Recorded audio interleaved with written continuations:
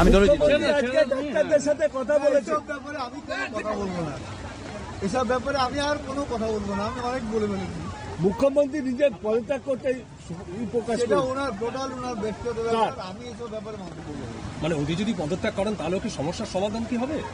না না, কি করে সমাধান হবে সেটা উনি জানেন, উনি কি বলছেন আমি আর ডাক্তাররা যা ভালো বুঝবে তাই ডাক্তাররা করবে। যা দাবি রেখেছে সেই দাবি রেখে আন্দোলন তোলা এটা খুব ভালো। উনি যে এসেছেন ওখানে খুব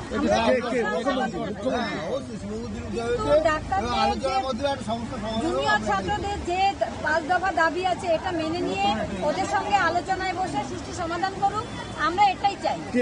মুখ্যমন্ত্রী উনি এখনো যে বলছেন যদি কেউ দোষী থাকে সাজা পাবে, এরপরেও কি কারো আশা থাকে যে দোষী যে আরে এটা কে রে ভাই?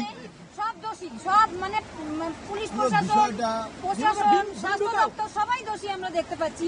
সেখানে উনি বলছেন যদি কেউ দোষী থাকে তাহলে সে সাজা পাবে, এটা আমার একদম খারাপ লেগেছে, খুবই খারাপ লেগেছে। দোষীরা আমাদের বন্ধু নয়, শত্রুও নয়। চাইবো উনি তাড়াতাড়ি সিদ্ধান্ত নিয়ে ছাত্রদের আন্দোলন তুলে ছাত্ররা এই যে কষ্ট পাচ্ছে এটার জন্য উনি তাড়াতাড়ি দ্রুত সমাধান করেন।